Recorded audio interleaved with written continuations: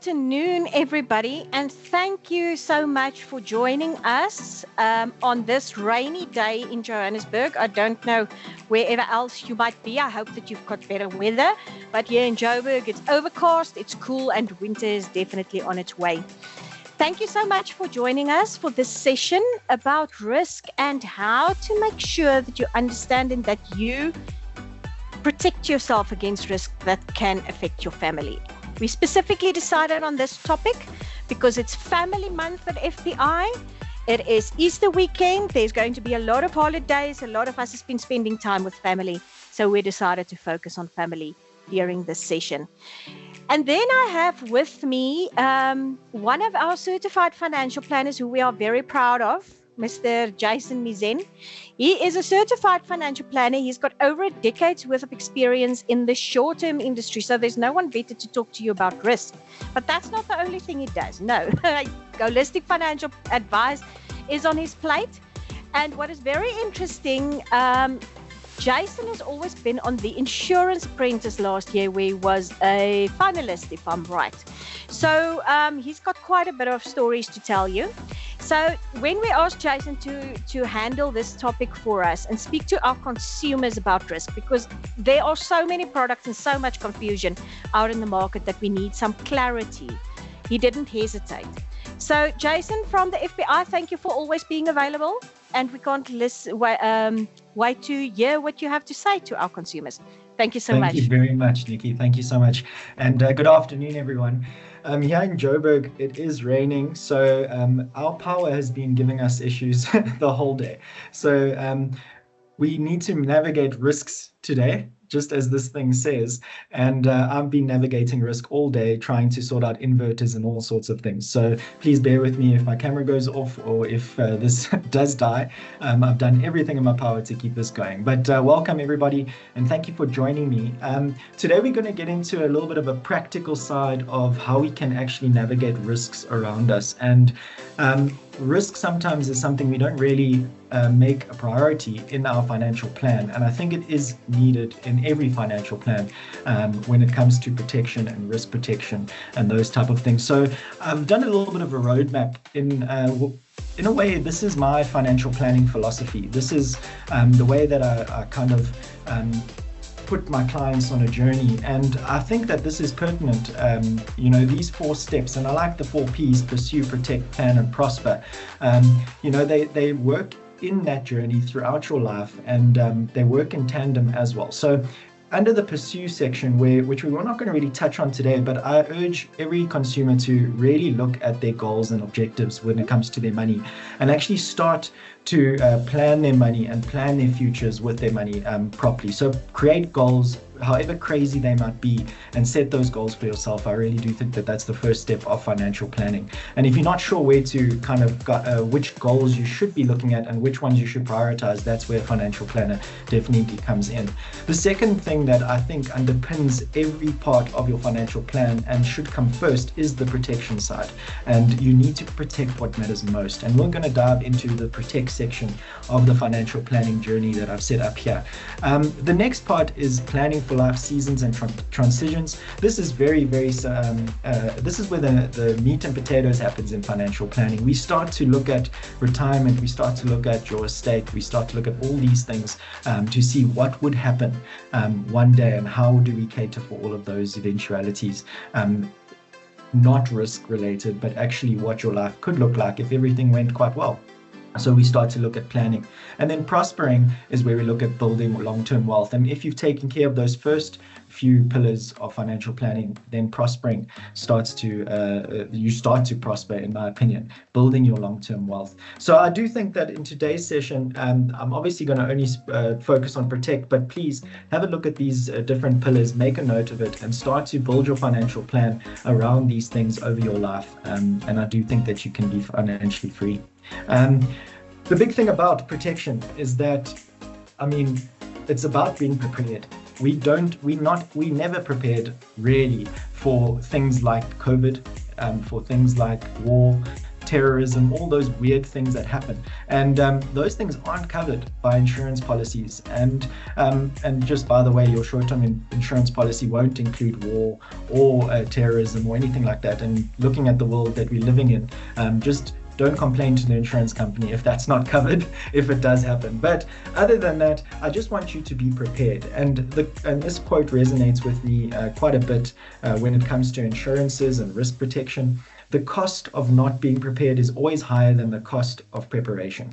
And I think when we're looking at protection, we just need to start creating scenarios of the what if, and what if, or what could happen, and how could it happen, and then plan around those things. And I do think that there are ways that we can mitigate risk without just covering it with an insurance policy or one of those policies like a life policy or medical aid or anything that covers risk specifically. I do think we can do it in many, many other ways. And one of those ways is risk transfer, which is getting a policy, but the other ways is risk reduction and risk mitigation. So we can look at those a little bit later. So why do we start with protect? Well, I think it's the pillar of everything. And if your house burns down, I think you might have a bit of a problem. You might have a financial issue with the bank if there's a bond on it. So if your house burns down, that is a major, major issue that we have. So we need to protect the home, and that comes to insurance. But there's so many other factors that get involved with that. So we need to have a look at protecting your finances holistically and your financial portfolio holistically. You might have a great retirement plan in place or a great investment plan, but one underinsured medical emergency or an accident can really derail everything that you've planned previously. And I think that's why protection is, in my opinion, one of the most important parts of your financial plan. So what are those common risks that we do face as individuals? There are obviously many, many risks that you would face as a business owner or as a business itself. But individuals, oh, and by the way, you'll notice all my little pigs all over this presentation. It's not to say any reflection on who's joining me on this chat today. This is purely my little piggy banks that I love, and they're my mascots all over my social media when it comes to money. So please bear with the little piggies. But there are risks that we all face, and I think that these are the main risks. We've got emergencies when it comes to medical emergencies. There are other emergencies as well that we need to take care of, like a pothole, for instance, hitting a pothole and you have to replace a tire ASAP. You know, those things are emergencies that we need to cater for. But medical emergencies are very, very critical to cover. With regards to medical aid and those type of things, we will need to have some sort of cover in place, or we need to have some money that we can pay for these emergencies. So medical emergencies are obviously risks that we will all face because our health is a factor for all of us. We all earn an income, hopefully, and income loss is one of those risks. We could lose our job, we could get disabled, we could contract a very severe illness, and we might not be able to work. And this is a big, big loss for us going forward, because your income is your largest asset that you will have for the rest of your life. If you take all your income and you lump it all together up front right now, or all your future income that you might earn, that's a lot of money. And I think protecting your income is one of those things that, in my opinion, are one of the priorities in a financial plan. And then there's obviously family things that happen. You get married, you get divorced, there's lots of stuff you have to plan around, and there's risks there. There's risk that you might be married to the wrong person and something does happen. You never know. So we need to have a look at that, and also just keep in mind aging parents and those type of things. And then we've got the insurance side, where we look at environmental stuff like floods and fire and those type of things. And then the last one that I want to touch on is just estate and legal requirements. And we're going to go through all of these different sections of risks and how we cover them as well. And I think if you can cater for all of these risks in your financial plan, I do think that there are others that we're not going to touch on, but these are the main ones. And I think if you cater for them, I think we're going to have a well-protected plan. And then you can start planning your retirement, planning your investments, and start prospering going forward. So I think we can move on straight away to the first bit of risk that I want to touch on, which is the medical emergencies. And I'd like to just go through just what is out there in the market that we can use to cover our medical emergencies or our health planning. Now, Your health is your real wealth. Your health is the foundation of everything that you do, and it affects everything that you are, everything that you do. And I do think that we need to first look at how we manage our lives and our lifestyles before we even look at cover. So if I was a doctor, I would definitely advise regular exercise, regular sleep, a good diet, all of those type of things. I'm not the perfect example of those things, but I try, and I think we all need to do that, because the cover that we have is one thing, but we need to also reduce the risk that we carry. And if we reduce the risks, then we might not have to pay so much for insurance, or we might not have to actually purchase certain insurance if we actually are taking care of our health and looking after ourselves. So I do think that health sits right at the core, and being in good shape is always a good thing. You can have a great job, investments, or a long-term plan, but if your health fails, it can all crumble.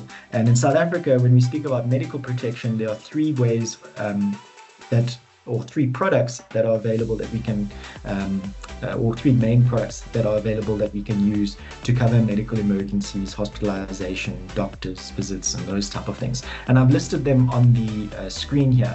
I've also made a graphic where you can see that it's one block, and it speaks to what these things actually cover. So if we look at the health insurance part, that's the starting point of what we can take in terms of cover. And if I chat about health insurance, this is not the same as a medical aid. Okay, so it's very a lot of people take out health insurance because it's cheaper than medical aid, but they don't know the differences between medical aid and health insurance. And I'm going to just explain one or two of those differences to you. Health insurance does have a limit attached to it. So you only have a specific amount of cover that you can claim for any emergencies. And we usually see things like R1 million cover or so for hospitalization.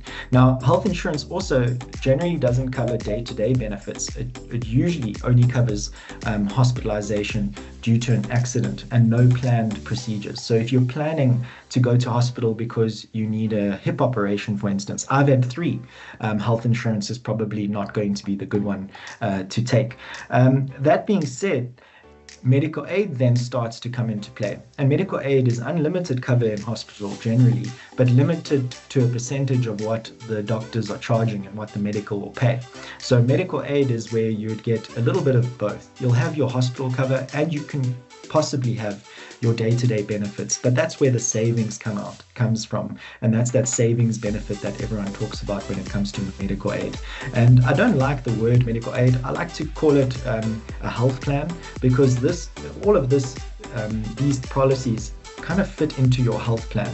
And medical aid is made up of two sections. It's made up of your risk section, which is your hospital cover, and it's made up of your day-to-day benefits. And the combination of that creates your health plan. And most of the medical aid schemes out there provide either a risk benefit, which is what we know as a hospital plan, or a day-to-day benefit combined. And those are like savings plans and saver plans and things like that. So I do think that we have to look at medical aid if we're really serious about protecting our health, because that covers you for the eventuality of going to hospital for something, even the arbitrary.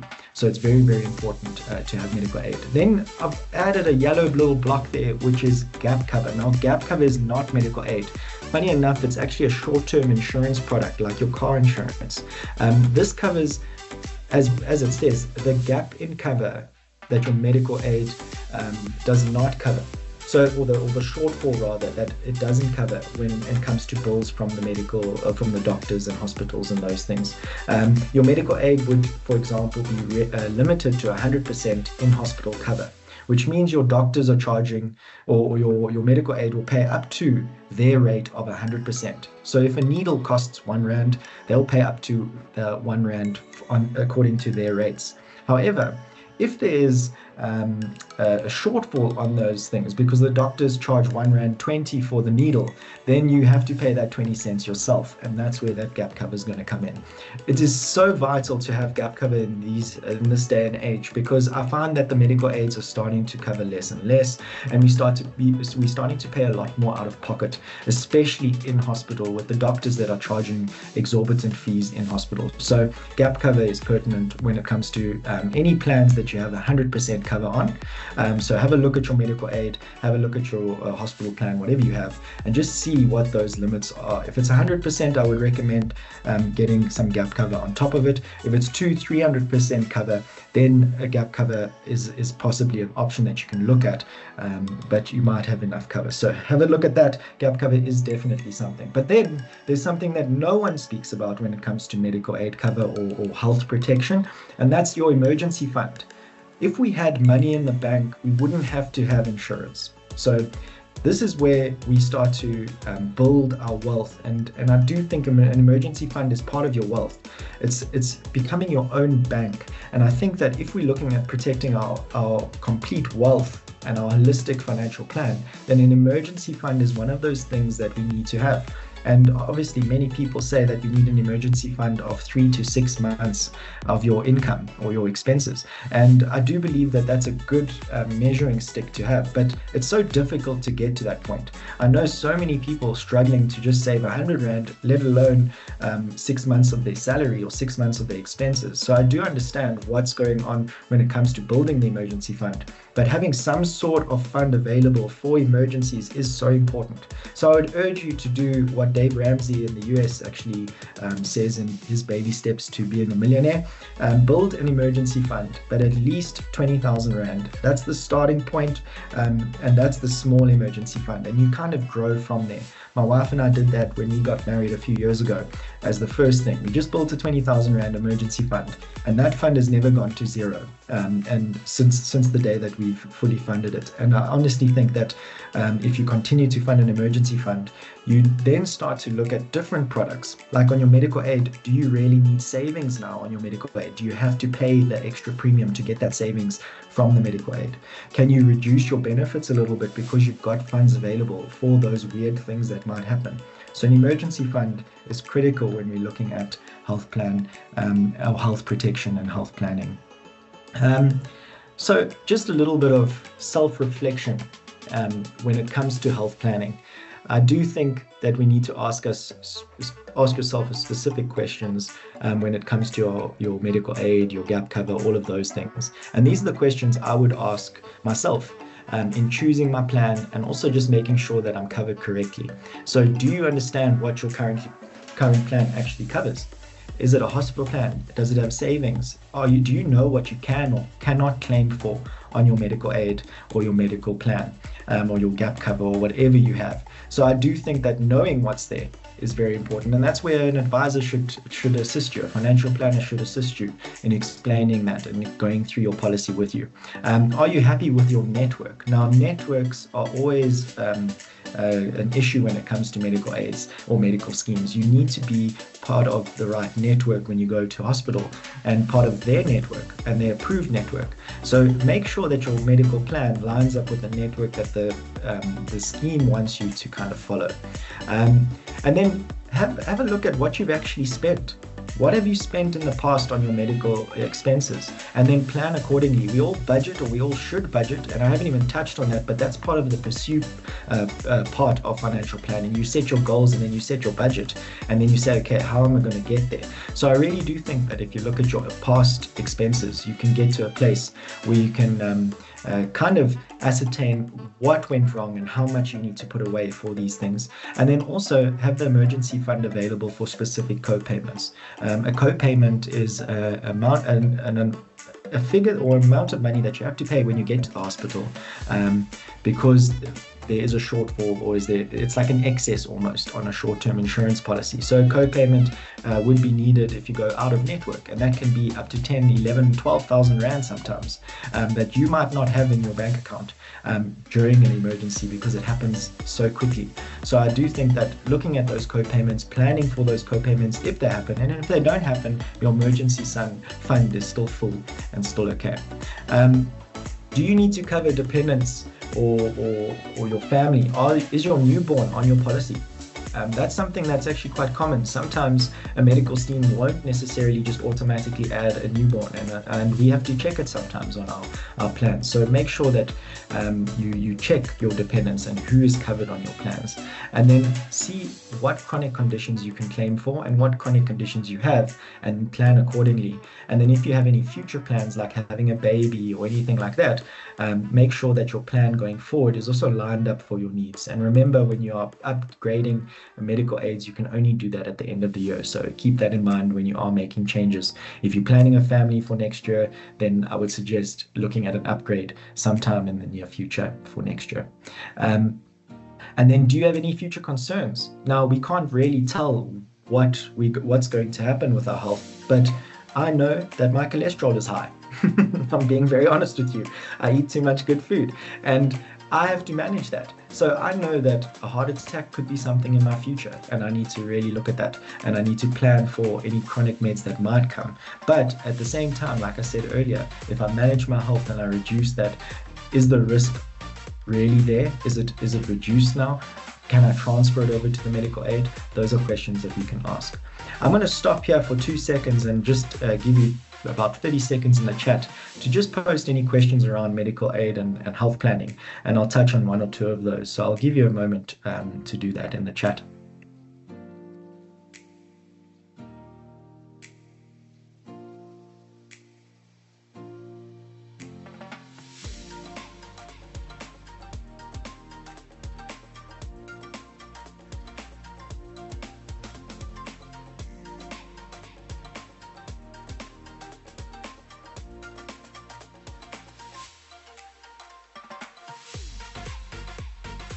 Okay, I think everyone seems quite comfortable with medical and all of those things. If there are any questions, please leave the questions at the end, and then I'll get back to those as soon as I can. We'll also have this on YouTube, so you can always refer back to this at a later stage.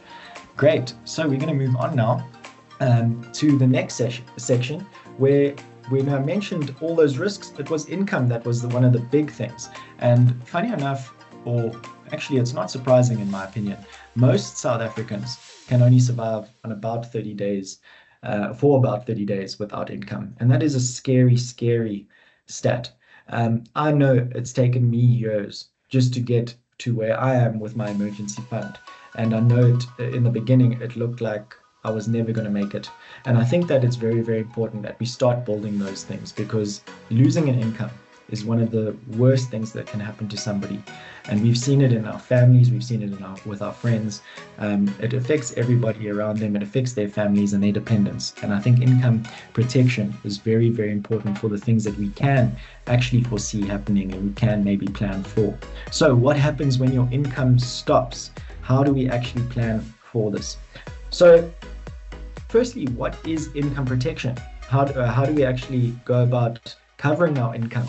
And why do we need income protection? Or is it for if we lose our job, if we get retrenched? Those are the questions that I always get asked. So income protection in a nutshell is for disability cover, permanent or temporary disability generally.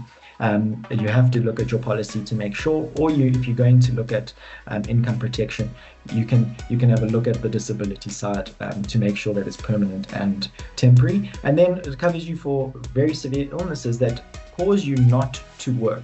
So you aren't able to do your job anymore, you might have lost an arm or something like that, and you can't do your job, and then an insurance policy will pay your income until the age of your retirement or the selected age on your policy. So I think when it comes to income protection, it's such a simple thing to actually purchase. You give how much you earn. The advisor will work it out for you. You get a quote and you take it. It's so important, in my opinion, to actually look at this cover as one of those things that you can't really negate.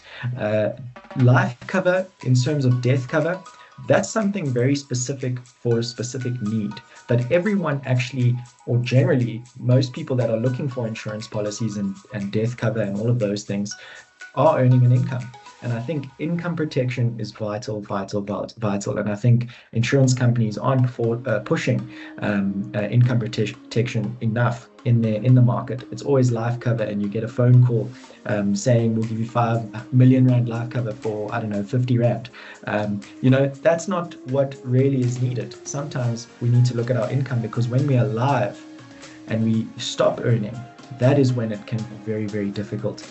So ask yourself, how do we calculate how much we need, and how do we actually protect our income without an income protection policy? Well, the answer is back at your emergency fund. So you need to go back to your emergency fund. But if you're looking for income protection, you want to ascertain how much you actually need, I would suggest asking yourself a few questions. Firstly, what are your monthly non-negotiables? Do you have certain expenses that sit in your budget that are fixed, that will basically be there every single month and you need to pay them? Well, that's the first part of how much you need to obviously save in your emergency fund. And that's also the first part of how much you need to protect when it comes to income protection. Do you have group risk cover by your employer? Sometimes we have group risk cover and our income protection is included in that, sometimes not. So if you do have risk cover with the employer or with your business, please check what cover is available and make sure that you get some sort of income protection if your income is not covered. And then, do you work in a high risk or high burnout profession? That's actually quite important, because you might actually need to take a break. And sometimes that would cause you to actually use an income and you want to take a sabbatical or something like that. It's a chosen thing, but you choose it and you need some money, so use your emergency fund there, or try and get someone to help you, because I think a rich friend or somebody could also possibly help you if you take a sabbatical. I do think that you need to ask the one important question about your dependents and your spouse. How will they survive on one income, or how will they survive without your income? I think that is a very, very important question. And that's where we start to look at death income as a risk too, because if you pass away, you need to leave potentially an income behind for your family to live on a month-to-month basis for a period of time. And I think that death income cover is not also marketed to the public very often. But I do think it is also something to look at. Okay, next is we need to start protecting the risk of changing or things changing in our lives. The one thing you can see by the pigs, they're very happy in the beginning. They've got a marriage, they're getting married, it's all great for them. But this is a risk in a way, because if the second little picture there, divorce happens, what do we do then? So at the point of marriage, you need to have a contract in place, and choosing the right contract is vital to the rest of your financial plan. Because if you get married and something does happen, death, divorce, one of those things, the effect of your marriage contract is huge on all of those instances. So be very, very careful on planning or choosing the right contract. Then it comes to, we've got some other little changes in life, like divorce and separation. Those things can really change a financial plan. This is emotionally heavy as well and financially disruptive. Asset division and new living expenses, legal costs, maintenance obligations, these can all derail your financial plan overnight. So it's very, very important to have a look at just how you're married and how you plan if something could happen. I know a lot of us are happily married and we don't think about divorce, or some are planning to get married and we don't think about divorce. Unfortunately, it's a reality that we need to just take care of and then move on with your relationship and have a good time being married. So in terms of divorce, just a tip here, get professional advice from somebody when this goes down, or if you are planning to do that, get professional advice, especially because your wills, your policies, your beneficiaries, all of those things need to change. On a divorce, funny enough, you have on a spouse or an ex-spouse, they could have a claim on your retirement funds too. So be very careful, or even in your will. or in your estate, apologies. So it's very important to update your will, change your beneficiaries, and make provision for the right people in your life and not an angry ex that wants all your money. Then we're looking at just another scenario that could happen, and I think this is something that's close to my heart. My parents aren't super old, but my grandmother's been in my life my whole life. So she's been with us forever, and I love her to bits. But I've seen the way that we've taken care of her and how she's lived with my parents for quite some time. And it's actually a sad situation to be in as an elderly person, when your finances start to run out and you're actually stuck and you don't know where to go, and either children need to start looking after you, or family need to start looking after you, or you are going to be left out on your own, and that's not a nice situation to be in. Or your parents will be left on their own. So I think aging parents, or just you aging, this needs to be planned for. You're going to live in a retirement. You're going to have people that depend on you. Cater for those things and start preparing for those things, because it is an eventuality. We all age, and it just prepares us for the inevitable. So I do think that we need to have a look at that. And then I put this last little pick in there. I'm not staying. So immigration and relocation is also one of those risks that we need to cater for and plan for. These things will change. So you could, something might happen and you would need to move out of the country, and you might get a job or something like that overseas, and then you want to go. So I think it's something, I know that pets, I think one of my friend's cats, to transport the cat to Australia, I think it was like 70,000 Rand or something. So, I mean, if you're going to plan immigration, I think some sort of savings plan prior to that, or some sort of preparation is key, and it is vital. Last but not least, or I think it's last, is your estate and legal risks that we face. So in a family, generally, I just see now the will is upside down. The attorney pig is probably not doing the best job on that will. But estate and legal concerns is one of those things that we don't really think about, because we're not going to be around and someone else will have to deal with it. And I think that's the wrong attitude to have when planning the inevitable, which is death. And I think we need to make sure that our families are taken care of, and not only taken care of, but also just prepared for this traumatic event that happens. They don't want to be looking for papers and looking for things at the end of the day. You know, they want to be able to mourn properly their loved ones. So the first thing that just in terms of estate planning, and the next part of that protection process, is your death cover. I did touch on that, but something to remember, and a very quick rule of thumb to make sure that you have some cover that's sufficient, is you need to look at covering your debt and how much debt you have. So if you have 500,000 Rand of debt, that's your first bit of death cover or life cover that you should have. You need to cater for your dependents. How much does your family need if you're not around? And then use that multiple of your income over a period of time. How long would you want to cater for them? And then over and above that, add your duty, your estate duty. And I like those 3 Ds when I look at death. I think that helps us always remember what we need to cover. And there's obviously other stuff that we would look at for more complicated estates, but generally these 3 Ds are sufficient, and there's some stuff that we can add there. There's obviously funeral and executive fees and those type of things that need to be covered.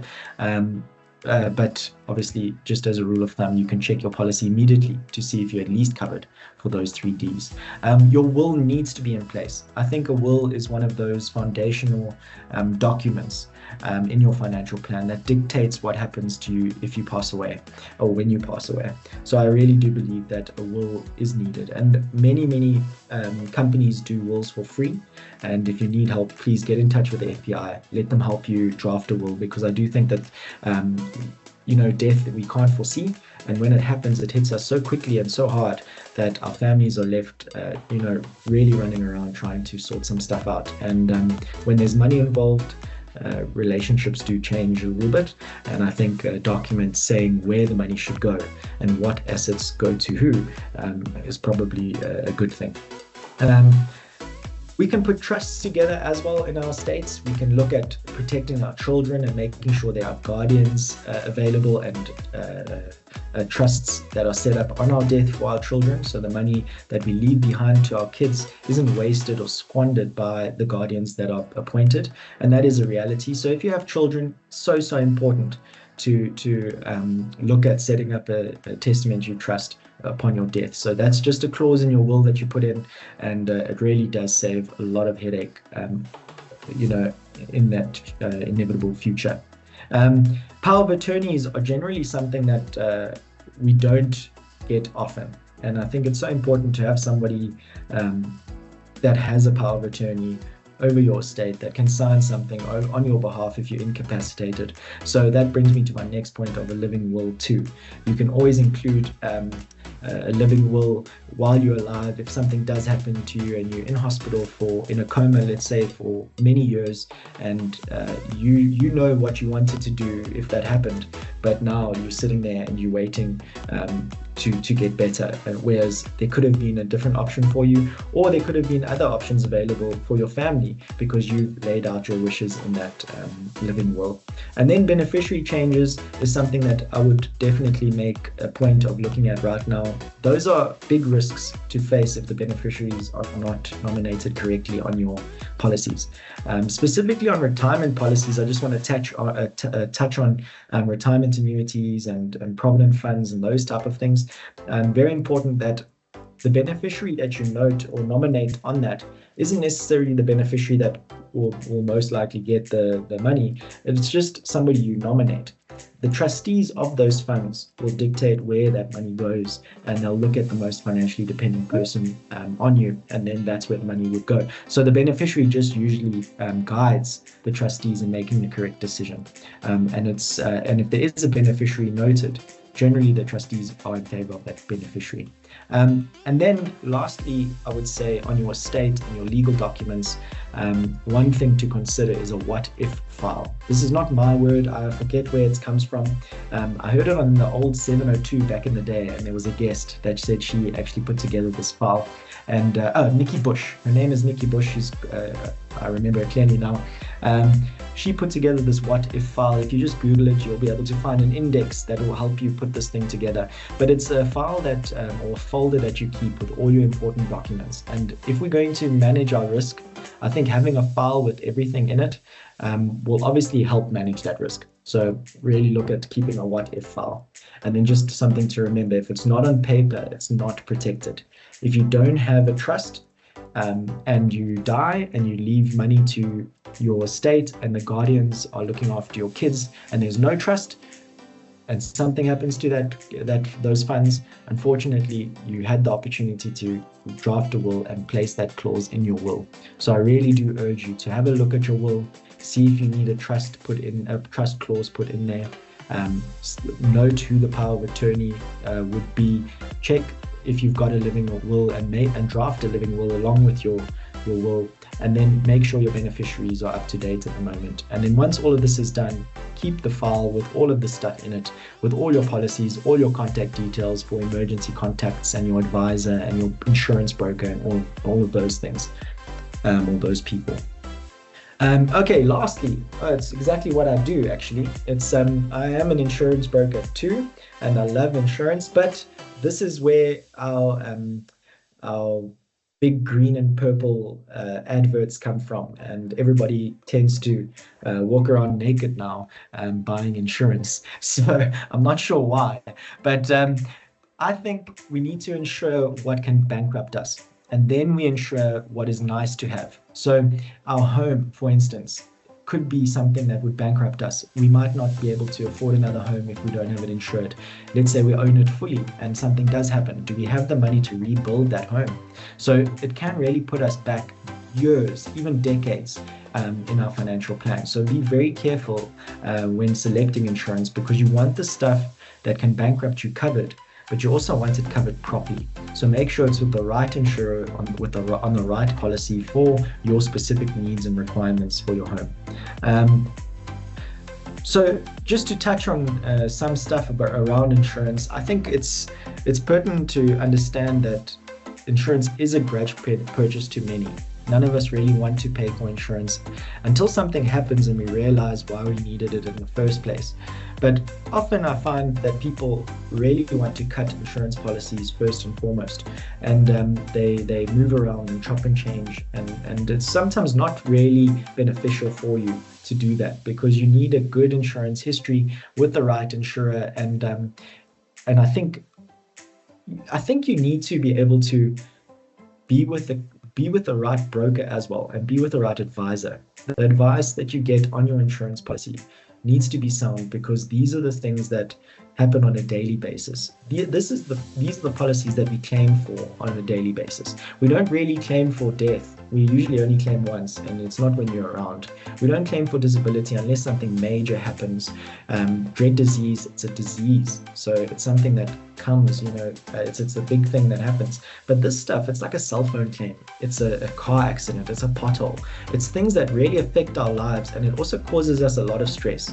So I understand it is a grudge purchase. It sucks buying insurance, but it's so necessary, especially if you cover the right stuff for the right amount. Not all policies cover power surge, so it's very important. Nowadays I'm talking about my power going on and off. I wanted to touch on power surge because policies have changed recently, and power surge is something that is being limited. So have a look at power surge specifically on your policies. Just a little tip on your policy there. But I would say there are a few things that you can actually do to just review your current short-term insurance portfolio. And I didn't put them on the screen. I'm going to read them out to you. But number one, do you actually know what is covered? Can you make a list on a piece of paper now on what is covered, and then can you compare that to your policy? So I think make sure you know what is covered, and then highlight all those things that are bankruptable assets, your home, your vehicle, those type of things, and make sure that those are covered correctly, and sit with an insurance broker to go through those sections with you. I think people have stopped sitting with people for good advice, and it's just, oh, I need a policy. Sit down with the broker or with the advisor to actually get good advice, and know that it is good advice. Go to a professional. Make sure that you also have a look at extensions, exclusions, excesses. Those three words are so important, because on a policy there will be exclusions. I mentioned war and terrorism and COVID. Those are specific exclusions on a policy. But there are some things that you can add to a policy which are extensions to a policy. And sometimes on the direct insurers, if you don't have an advisor and you go to one of those direct players, sometimes you actually have to select what cover you want. And sometimes you don't even know. So it's so important to make sure that all those boxes are ticked to have comprehensive cover, because comprehensive cover is what it says, it's comprehensive. But if you're buying a comprehensive policy or vehicle policy from an insurer that's not really covering you comprehensively, is it really comprehensive? So make sure that you have a look at that policy and look at your excesses. Excesses and premiums work like this, up and down. So if the excesses go up, generally your premium comes down slightly. If your excesses go down, generally your premium goes up. And what I would say is build your emergency fund to reduce your excesses all the way down, so you can cover your excess through your own savings, take off the excess, and pay, and then or at least increase your excess, so you've got that amount saved, and then you'll be able to get a lower premium. So there's ways that you'll be able to save outside of insurance to actually save on your insurance. Okay, just a summary. I'm not going to bore you any longer with insurance and risk. I didn't want to scare you today. I just wanted to make it very clear that there are different aspects of risks out there, and there's different covers available and products available for us that we can look at. And just a few things that I would note. If you don't take anything away from this, I would say protect what matters most. Protect what can bankrupt you. Your health comes first, so medical aid and those things are not grudge purchases, they are necessary. Income is your greatest asset, so income protection is something you need to look at. Your legal documents are non-negotiable. Put together a file that can have all of those things in place. And then when life changes, make sure that your plans have been put in place. and sit down with a professional to do that. And then obviously your insurance protects against unexpected events. So it's not things that we can foresee, and that's why insurance is so important. We don't know what is going to happen. I do see that there were one or two hands up. I'm going to leave it over to, I think, Nikki now. And I'm going to end off with saying that you're welcome to follow me on social media. I have a page called Money Mizen where I educate consumers on money. It's very, very niche, and I don't do it for money. I do it for fun. So it's purely to help others. And then obviously there's a lot of information on API mymoney123.co.za. Go there because there's a lot of updates happening. There's going to be amazing resources available on there. And obviously you'll be able to see these videos all on YouTube and social media. Nikki, over to you. Thank you so much, Jason. You actually made me think about certain things that I have to get into place. You know how it works, that the shoemaker's kids never have any shoes.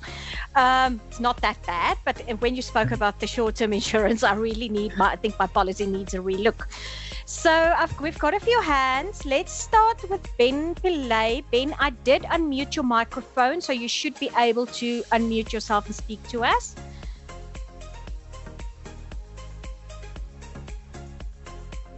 Then if you can just unmute yourself, let's have a look.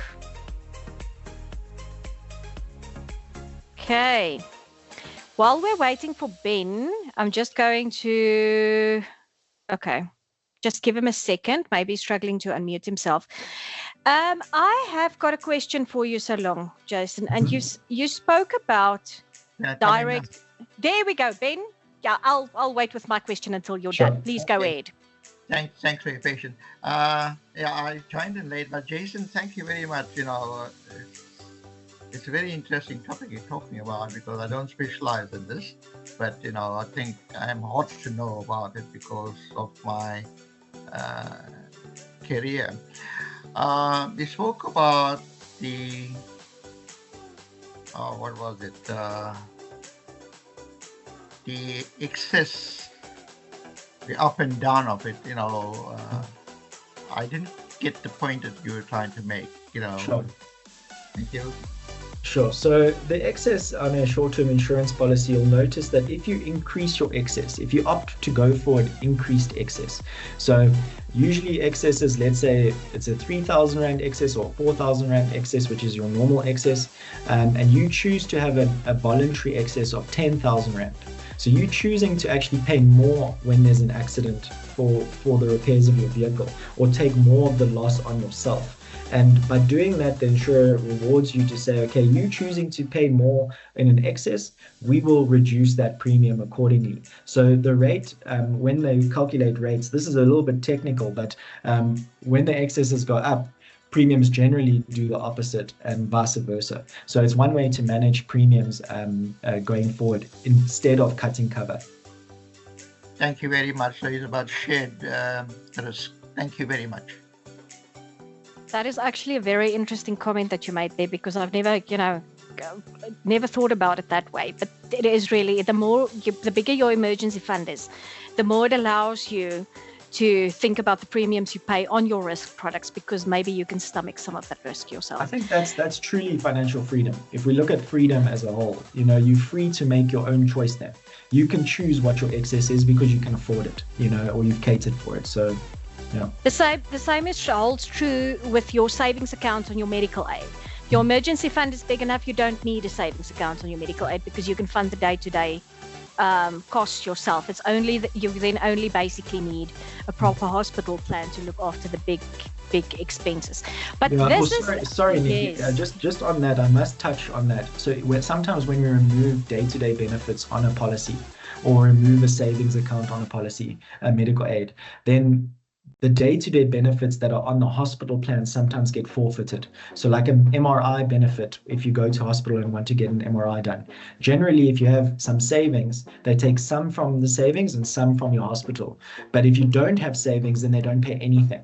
So there's also something to keep in mind when building up that emergency fund. I just wanted to make that clear.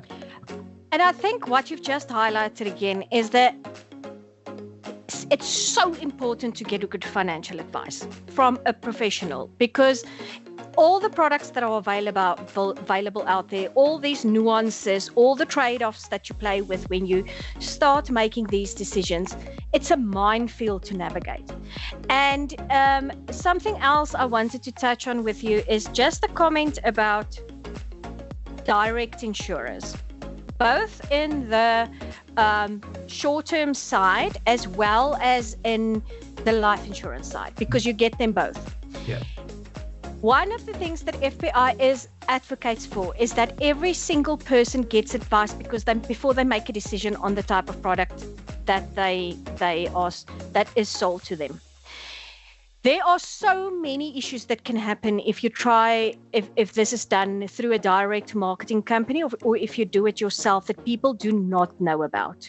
So I don't know if you maybe just want to touch on that. We're not knocking all direct marketing companies, please. Yeah. There are some of them that are really good, and maybe your financial plan is going to refer you to one of those because it will meet your needs. But I just think it's so important to be informed, and I don't think you always get all the information you need if you go direct. So I don't know, especially in the short-term side, if you want to touch on that. Yeah, I think policies are getting more and more complicated, and insurers are getting more and more picky with what they are covering, and contracts and policy wordings are changing. So it's so important to keep up to date, and if you're not a professional, you're not going to keep up to date. So as a consumer, I would suggest always working with a professional. You go to a doctor for your health, but you don't want to go to a financial planner for your money. It seems arbitrary. I say this though a little bit tongue-in-cheek, because I do feel that financial planners have got a reputation to just sell a product like the direct marketers. And I think as a consumer, we can pick that up from an advisor immediately. So I would just say to the consumers to sit in front of somebody that they trust, that they know that they are actually listening to them and going through it. Because if you looked at this presentation, I didn't once talk about a policy. I spoke about the different eventualities and what policies or what covers we could use there. And then the next step obviously would be to put those plans together with somebody and make sure it's in line. And I think that that's the missing step when it comes to direct, guys. You go through the questionnaire to get your car and home insured, and then you forget to tell them something, and there's non-disclosure at a claim, and whereas I've gone to my client's home, I've looked at what they have, and I say, oh, you have a gas geyser. I need to note that on your policy. You've just said you've got a geyser. That's something that can change the whole claim.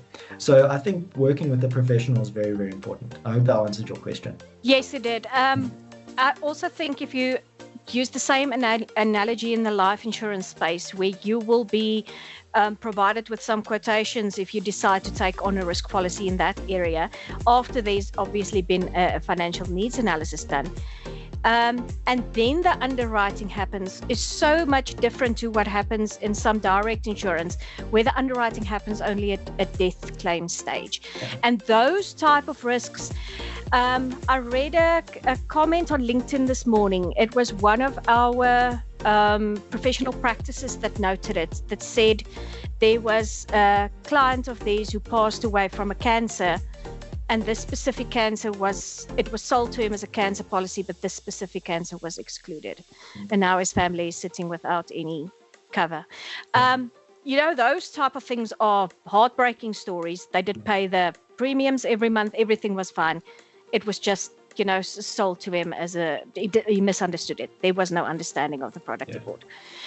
So from FBI side, if you need a financial planner or financial advisor, go to FBI My Money 123. There is a find a financial planner or find a financial professional button on there. You can search someone. We are currently busy working on that tool, and it will be updated. If you can't find a name that you were looking for, please email us and we can assist.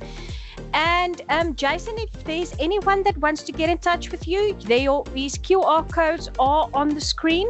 That's just for my Instagram, okay? It's just for your Instagram, but if anybody wants to get a hold on you, I'm pretty sure they can find you online or send an email to FBI, and we will provide you with these details. Thank you so much for your time, Jason. It's always lovely to listen to you. And from the FBI, next month, we are talking about your pay slip.